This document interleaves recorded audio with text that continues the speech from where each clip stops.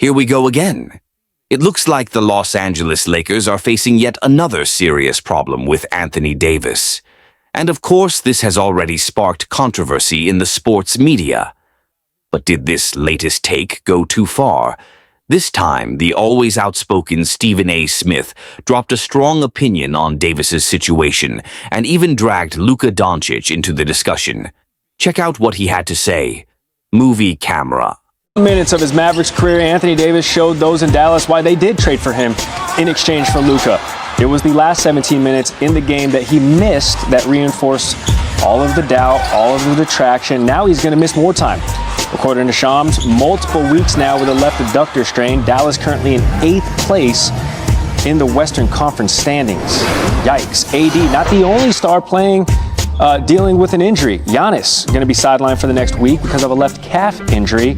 And Joel Embiid acknowledged yesterday that he might have to go another surgery. People on this fine Sunday are going to think y'all don't like each other again. That's not the matchup we're going to see tonight. Giannis Antetokounmpo will be out for this game. Shams, what more can you tell us about the timeline of his injury here? Malika, Giannis Antetokounmpo has been out since February 2nd with a mild calf strain. Sources tell me he will be out through the next week. He will miss the NBA All-Star game, so the NBA will have to find a replacement for Giannis. From my understanding, this is more of a precaution with Giannis in that calf going into the All-Star break, and the expectation is that Giannis will be able to make a return shortly after the All-Star break. So no top 3 potential MVP candidate in the NBA All-Star game next Sunday. All right, so Giannis will be out through the All-Star game, not participating in the All-Star game. Anytime you hear Giannis and calf, particularly after last year's playoffs, maybe you get a little nervous there, so just a little precaution from the Milwaukee Bucks. Without Giannis, though, Milwaukee has fallen to 5th in the Eastern Conference. Not quite as dire as the situation in Philly. You see there, the 76ers sitting in 11th, 1 game behind the Bulls for the final play-in tournament spot.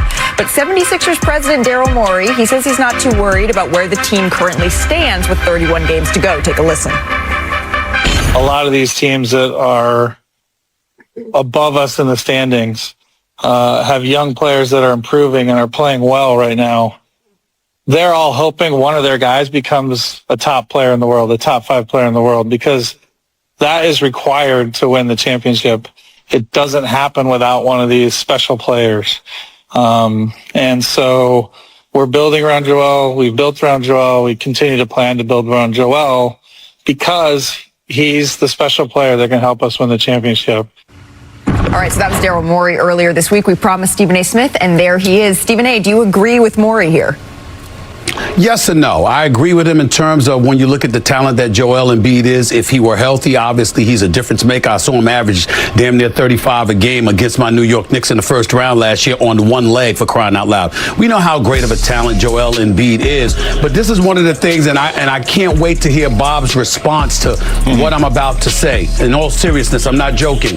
When you look at Joel Embiid, one of the reputations that Daryl Morey has had is that he caters overly, I might add, to his stars. And so when I look at it from that standpoint, and I'm thinking about Joel Embiid and the need for him to be healthy come postseason time, well, what assistance is he receiving? What provocation? What is compelling him on the part of the Philadelphia 76ers to make that happen? Because Daryl Morey is credible of an executive as he has been throughout his career. His willingness to cater overly to stars has opened room for them to get away with a lot of things they shouldn't get away with and not necessarily have themselves as ready as they can be, because he's allowed a little bit more latitude than a typical executive might. Stephen A., you covered Iverson, right? Of course you did, right? Yes, I did. So yes, I did. No league has to manage its stars more than the NBA. It's just what it is. There's stars in every sport.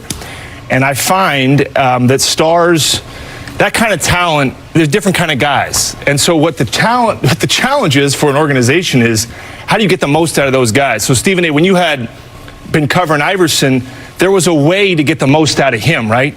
But it wasn't easy. You had to figure it out. And I think that's the challenge of the organization. But you loved him for what reason? Why did you love Iverson? You covered him. Why do people love him? Right, because he performed. That's right. And I think the question is, and Joel, you just said, did perform against your Knicks on one leg. So there is part of this, if you want to critique it or not, you say Joel gave everything he had and played probably through an injury last playoff. So you like that. I'm looking at Perk. You're going to say something else. But Stephen A., that's the challenge of any organization. How do you get your number one player to play the best they possibly can in a league where these guys are the hardest to manage? Well, first of all, good morning, Stephen A. Happy Sunday. I'm sitting up here, too. Yes. You don't just have to ask Bob a question. Damn it, you can ask me a question, too. Okay. Here's the thing, right? Daryl Morey is delusional, okay? The process is not processing no more, and the franchise doesn't belong to Joel Embiid. The franchise belongs to Tyrese Maxey. He's Allen Iverson 2.0. He's loved in the city of Philadelphia. The organization love him. He's a rising young star in this league. Should be an all-star. How about Daryl Morey take a page out of Sam Presti book? When Sam Presti got SGA, he wasn't looking to add old pieces or hold on to old pieces. No, he said, you're our guy, and I'm going to do my due diligence and build around you, whether that's through the draft and go and get free agents that's out there to help build around you, because you are that dude. Tyrese Maxey is that guy. Joel Embiid would never be healthy again and for the rest of his career. We have seen it time and time again. If you watch, right, what? I'm saying you are. I'm saying you are right. I actually believe you. I'm just simply saying, to make the comparison between him and Allen Iverson, Bob Burke. Allen Iverson, you had to peel off the court. That brother wanted to play all the time. He never thought about having this much time off. And it's legitimate injuries on the part of Joel Embiid. We're not questioning that. But damn, he's injured a lot. Earlier this season, there was a team meeting. Joel Embiid was called out for tardiness. Over the course of the season, there has been levels of frustration as far as whether he's going to play on any given night. Sometimes teammates, coaches, they don't know on any given night if Joel Embiid is going to play. So the Sixers, whether it's in the offseason, whenever, there's going to be hard conversations about availability, about health. That's just the reality of it, because availability is the biggest component to winning and championships. Bob, you know that. You guys could have had a three-peat if Kevin Durant was still healthy there. I'm going to let Perk go, but the best ability is availability. I know, and he's never available. And when he is available, guess what? He doesn't look healthy. We have the footage to show it. It's not just about being available. Look at this. Walking into screens. Look how he walks around. It's everything about it. Like, he's not healthy, I get it. Look at the pace. Tyrese Maxey wants to play with pace. Joel Embiid, once again, walking into a screen. Watch this here. Walking, little trot, little jog. Like, you don't have that. You look at a guy like Jokic, who is probably not, the most athletic guy, but Denver are one of the fastest teams offensively for us pace-wise in the NBA. Why is that? Because Jokic is in shape. Jokic is healthy. Joel Embiid is not that guy no more. Go ahead. I will say this, and I want to bring this to you, Bob. He has been through a lot, though. He's been through so many injuries over the course of his career. You think about what Kawhi went through and what Joel went through. They're both dealing with something similar, and that's constant swelling and managing the swelling. So I take it to you, Bob, from your perspective in the front office, how would you handle the situation? Okay, so who thought, Stephen A., you could jump in here, when the Sixers signed Paul George, they'd be 11th in the East with 31 games to go? Nobody. Right? Nobody. No. So, no, I'm just making a point. I'm not criticizing anybody. Who thought they would be a top 3-4 seed in the East? I think most everyone. Yeah, okay, absolutely. So you look back as a GM, and Sean's asked me, signing Paul George, it wasn't just the Sixers that went after Paul George. There was a multiple amount of teams. Even the Clippers offered him 3 years max. So it wasn't Warriors, just Orlando. The Warriors, Orlando, a lot of teams. So, okay, fine, whatever. 11th in the East, not good enough. They know it. Trade deadline's over, Shams. It's over. You covered it well. So now you have 31 games to go. What I always wanted was clarity. Give me clarity. And with clarity, you need health. So for the next 31 games, I'm saying we got to be healthy, guys. And then we'll find out how good we are or not.